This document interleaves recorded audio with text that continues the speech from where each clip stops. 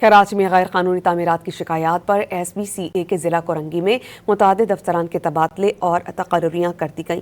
اس پر ہم بات کرتے ہیں ڈان نیوز کے رپورٹر عاصم خان سے۔ عاصم، اب بتائیے گا کیا ڈیٹیلز ہیں، کس کو کہاں بھیجا گیا؟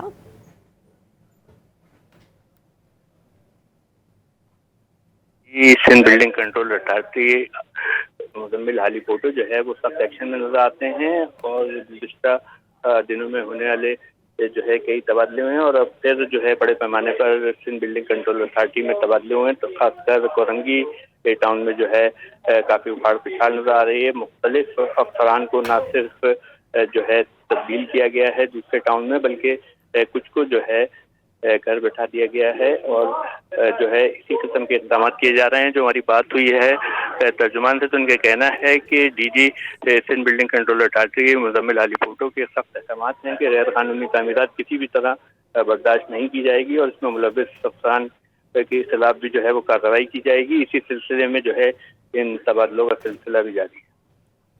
بہت شکریہ عاصم خان، آپ ہمیں اس بارے میں اپڈیٹ کر رہے تھے۔